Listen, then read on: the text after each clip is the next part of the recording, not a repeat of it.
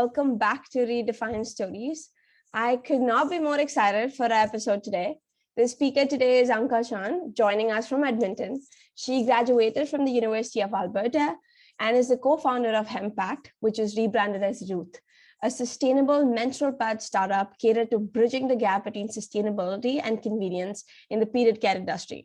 Ruth was named as one of Grit Magazine's top 10 ventures. It has also been awarded the Next Canada Scotiabank Outstanding Contribution to Society Award in 2021. That was a mouthful.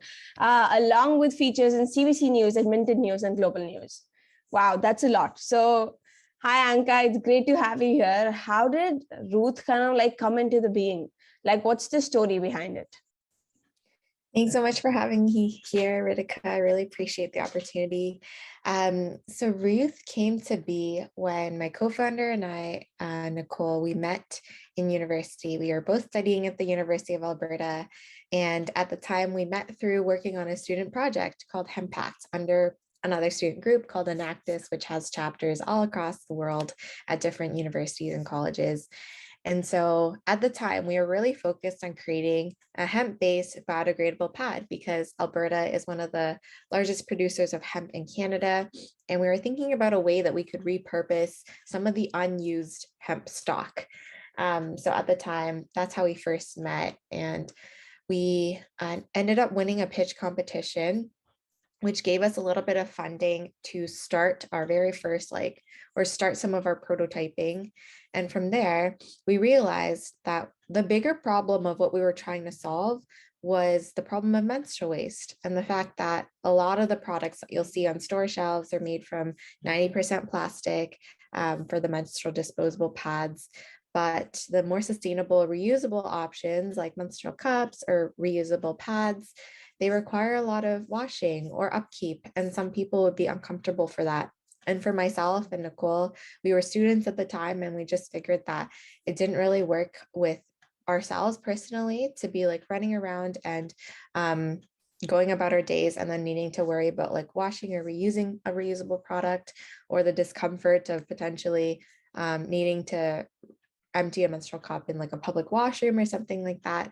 And so we realized, okay, the problem that we're trying to solve is one that we can tackle through other methods. And so that's why we rebranded and relaunched as Ruth in January 2021, so that we could really bring a solution of pads that are disposable and plant-based to people. So we're diverting plastic from entering landfills, but at the same time, people don't have to worry about washing or reusing their menstrual product, and they can still have a sustainable period. So that's kind of how we came to be. Yeah, amazing. Thank you so much. Us realize that the problem of menstrual waste was what we were actually trying to solve. We weren't just trying to create a new product. And so that's what led us to actually rebrand and relaunch as Ruth in January of 2021. And we based our name Ruth off of the late Ruth Bader Ginsburg, because she fought for gender equality and a lot of the things that we really stand for at Ruth.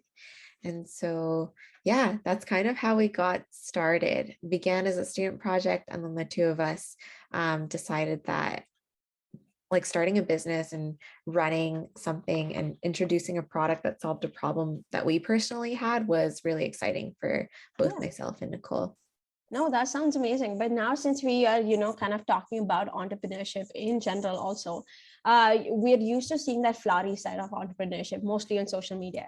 So I'm wondering, if you were to say, what would you say is the ugly side of entrepreneurship, or rather of being an entrepreneur? Yeah, I think there's a lot of hard moments where, at least for me, some of the hard moments came about when things just aren't working the way that you anticipate it going. So for example, one of the events, so the very first online webinar we hosted, I think we hosted it for International Women's Day. And we had a panel of these like amazing women who were coming from like different disciplines, some in advocacy work, some that were working directly in like policy. Anyway, like a whole slew, some who were like entrepreneurs themselves too. And we were really excited about this panel discussion. And we had internal goals for how many people we wanted to attend the event, how many people we wanted to connect with following the event. But we didn't actually hit those goals. Like the turnout, there were still people who came, and I think we had about like 30 or 40 people who came, but we were hoping for a lot more for our very first event. And I think we were a bit disappointed. And in any situation when you plan something and have high expectations for it and get disappointed, like I think you like everyone can understand that feeling of like things not going as planned. But I think as a founder, it's kind of like your baby in a sense. Like this has been like your whole responsibility. So I think like you feel yeah, like I think personally, like you just feel a lot worse when things don't work out the way that you want it to. That's Yeah. just one small example, but I think there's a lot of examples of disappointments where everything becomes so much more personal when it's your business, because you feel like at the end of the day, no one else is responsible for this. It's like you on the line. And so when things don't work out, it's kind of like all your yeah, all your responsibilities. So I think those are some of like the lows. And I think another thing to consider is that at this stage of life, so I'm 23, I graduated last year. I see a lot of my friends who are working in different, really high paying and successful jobs, and other people who are going back to school to do professional degrees and stuff like that. I think there's an element of needing to block out the noise of like the grass is always greener on the other Yeah. side. Sorry, because the timeline for success and perceived success and the timeline for building something is going to be very different as an entrepreneur versus like some other careers where the steps that you take, or like the ladder that you're climbing, it has very concrete steps of like, okay, I'll work here for like a year or 2 years or something and then get promoted, and then like there's different ways to climb the corporate ladder. But I think with entrepreneurship it's quite different because the timelines are a lot less defined and a lot less or there's a lot more uncertainty around it. So I think those are some of the things that I just have to realize, like, okay, this is the path that I've chosen and what I want to do. And so it means that for right now, I might not be making like the amount of money, or I might not be enjoying the type of lifestyle that some other friends might be enjoying right now. But that's completely okay because I do like what I'm doing. And I want this to really succeed. And that means like the temporary sacrifices. It means the lows of those deep disappointments when things don't work out. But there's also a lot of highs that do come with it because it is your personal responsibility. When things do work out, you can actually say like, wow, these were the plans that we actually set forth and tried to carry out. And obviously it's a team effort, but at the end of the day, it's something that we can be proud of accomplishing. No, definitely. And I'm sure it'll succeed. But also kind of wondering, since you mentioned that Ruth is kind of your baby project, then how do you guys deal with failure at Ruth? Yeah. It's something that I think we are still like learning the best way to approach it. One thing recently, because my co-founder and I, we had a conversation about this actually. We were both realizing that sometimes when things disappoint us, we can get really sad about it. And so figuring out like, okay, like how do we get ourselves out of that funk, out of that situation of just like feeling bad? And so this is a new method that we've recently tried to implement, is by letting ourselves like feel that disappointment for one day and processing it. And then the next day when we come together again and we reflect on what happened, we give ourselves the opportunity to like both express how we felt about it and like what that meant to us. But we also come together with solutions of like things that we learned from that disappointment or the failure, things that we will do differently next time. And coming together with both of those things, I think has been a lot healthier way of moving forward, because at the end of the day, like we can't spend all our time wallowing, no matter how disappointing something might have been. And the important thing is actually, okay, when we fail or when something bad happens, like what are we going to do moving forward? I think we do need space to express what we're feeling and feel those things, because that's important too. That's the only way we'll be able to process it. But afterwards, the next step and focusing on that, I think, is what's important. Yeah, no, definitely. And I feel like a few entrepreneurs that I did have the opportunity to talk to, like they said that they often use this 3-step method that they call. And it's basically this idea of like reflecting and learning, then reinventing, and then implementing. And I think that they're like, and if it doesn't work, retry the same thing again. So I think it's kind of just that idea that, you know, even if you do fail, it's about what you kind of take back from it. And never like stop trying. It's kind of that, right? Because like any idea, unless you go out and kind of give it a try, you're never going to know if it's a success or a failure. And if it's a failure, well, you know it doesn't work. And if it's a success, well, you know that is something that works. So I feel like that is something I heard from a lot of people, and kind of like seems similar to what even you just mentioned. So I feel like there are a lot of similarities between the way entrepreneurs in general think, which I think shows that universality, which is great. But also kind of wondering, like, you know, like, since you are an entrepreneur and we all know, like, you know, how social media has depicted the entrepreneurship lifestyle, what would you say is the reality of being like a founder? Like, what does your life look like? Yeah, so I think my day to day, so my team, for some context, my team works remote. So all of us are kind of working from home. We do have office space in Edmonton, but we don't go in super often. And I'm actually currently based out of the Toronto area. So I don't really go into the Edmonton office very often. But my day to day changes a lot. It kind of depends on like what the priorities are for the week or for the like the chapter. So right now, like a typical day can look like we will, for me being in Eastern time, I kind of get like a head start as opposed to like the mountain time. So in the mornings, I'll plan stuff out. I will assign things to my team members. We'll have like a team meeting at like once a day where we check in and make sure everyone's aligned on what they need to do. My day can look like right now, for today specifically, I'm like setting up different Facebook ads and also looking and reviewing our past ad performance, seeing what things we need to optimize and change. And then in the evening, I have a marketing meeting with my team where we're going to collaborate about different ways that we can try and build more community with our brand. So yeah, right now there's like a big marketing focus for us. And then on other days, sometimes I'm like packing orders or like dropping it off at the post office, emailing and communicating with some of our partners. So there's a lot of like different things that can happen for the day to day. But yeah, a lot of it is just like self-directed and things that are based off of the planning that myself and my co-founder do on a weekly basis. Yeah, no, that sounds amazing.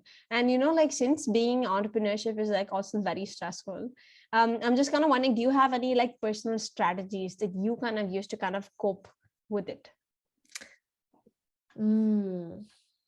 I think I'm the kind of person that I will admit, I don't think I have a great routine for dealing with stress. It's kind of just like as it, like crisis mode, like when I'm really stressed, then as is. Like I wish I could say that, oh, I have like a really healthy diet and like exercise and everything like that, but that's just not the case for me right now.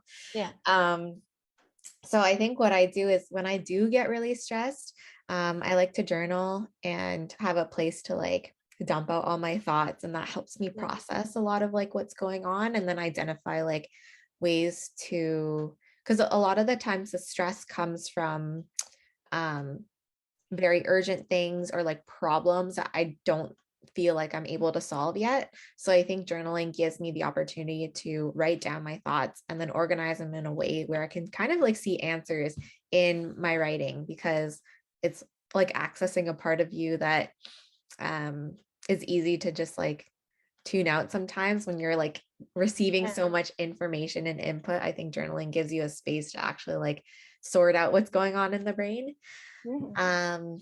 Yeah, and then I also like listening to podcasts. Like there's quite a few that I like listening to that helps me kind of yeah, like draw some inspiration. So there's one called I think it's called How to Be a CEO Okay. by Stephen Bartlett, and I really like that one.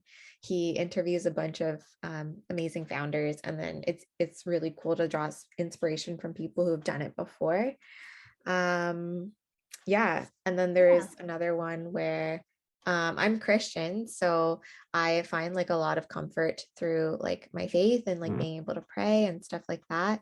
And so there's one podcast I really like called Confessions of a Crappy Christian, and it's another person who interviews a lot of other people. And yeah, I really like stories, and so listening to other people's stories is an encouraging way for me to realize like what I'm going through. Like there's problems that are almost like not unique. A lot of people go through like a similar type of struggle, so it's nice to hear like people who have gone through the things and then like overcome them, and that's a way for me to relieve stress.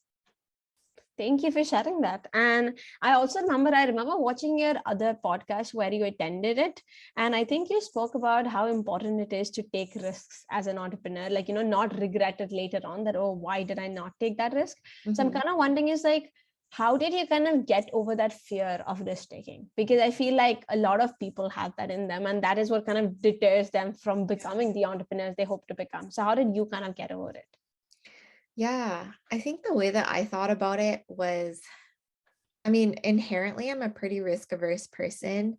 I think also growing up in like an Asian household, it's one of the things where like, it's easy to glamorize the safe career paths. Yeah.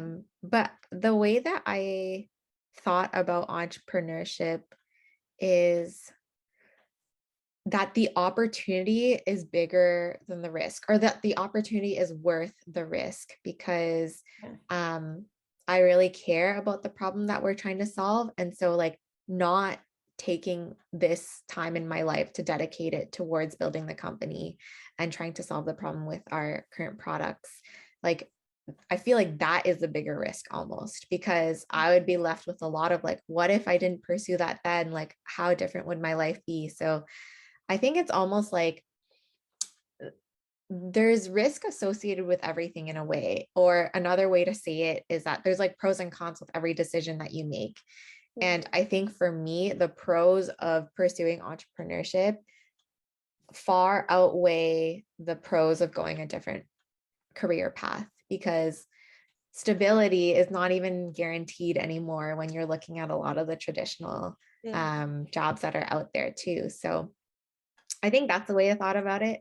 It's it's not it's not always going to get any easier or any less scary, but I think that's the thing about like courage, right? It's not that you're not scared of anything, you're not scared of risk, but it's Yeah. that you will do it anyway, even though you're scared, even though the fear is there, because you believe that the benefit will far outweigh, any of the potential risk.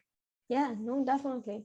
And just kind of building off, I think a point that you had mentioned in the beginning was that, like in the area of entrepreneurship, when you see your friends doing these different things, you kind of have you ever felt like, when you started with Ruth, have you ever felt in the middle that maybe I should just leave? Like, maybe I should just do like a job like everyone else. And if yes, if you did think like that, how did you kind of bring yourself back on track? Mhm. Yeah, that's an awesome question. And I definitely have, for sure.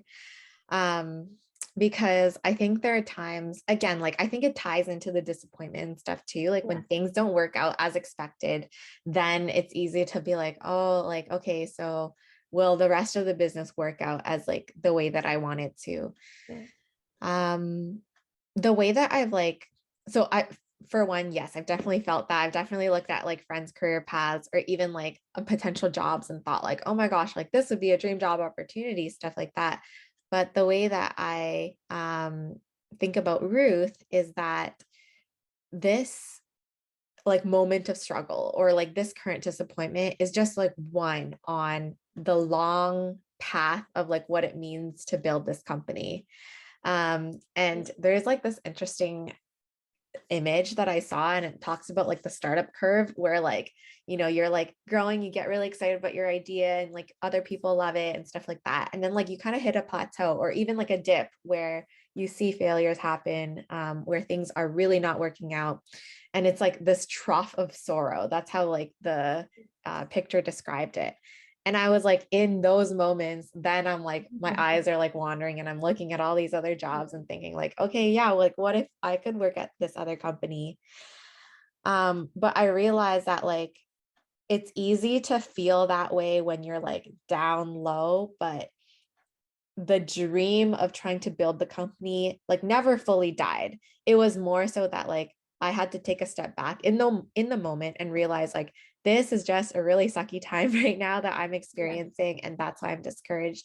But it's not like I'd ever given up on the larger vision of trying to really make products that are more sustainable and easy for people to use and access. So Perfect. I think it takes a little bit of like perspective, I guess, to realize that like it is, yeah, it can be disappointing and hard in those moments, but that is part of the journey. And then part of the journey is also like picking yourself back up. So the main compelling reason why I like continue to build Ruth and I'm excited about it going forward is kind of because I think that like if I weren't doing it, I would be missing out on a really big opportunity, because I truly believe like we have the potential to provide really great access to disposable, sustainable period care for people. And it's also like, if we're not building it, I believe someone else will. So it's kind of like, you know, if I personally care about it, I want to do it, then I'm giving up that opportunity if I decided to pursue something else. Yeah, no, definitely. That sounds amazing. And since we're heading towards the end, we just have 5 minutes left. So I'm going to ask you 5 rapid questions. Sure. And that means you have to answer under 1 minute for each question. Okay. Are you ready? Yeah, go ahead. Okay, perfect. So the first one is, how do you keep yourself motivated? I think about the vision we're trying to achieve of making sustainable period products easy for people and decide to do that every day. Perfect. Who do you take inspiration from? My parents. My dad founded his own company, and my mom had worked throughout my childhood to support my family and take care of me. So I love my parents a lot. Wow. What is something you fear? I fear the unknown. Yeah. Okay. And if not Ruth, what is something else you would be doing? I think I would be working in another startup that is climate focused or health focused. Okay. And the last question, what is the best advice you have ever received? Ooh. It is to be careful about taking advice from people you don't want to be like. Oh, thank you so much, Anka. That was amazing. Thank you for sticking around despite all the technical difficulties we came across along the way. And this was amazing. Yeah, it was great to have you on this channel, and hopefully we can see you again. I'm excited to see where Ruth goes, because I'm sure it has great heights to reach. And yeah, thank you so much. Thank you so much, Ritika.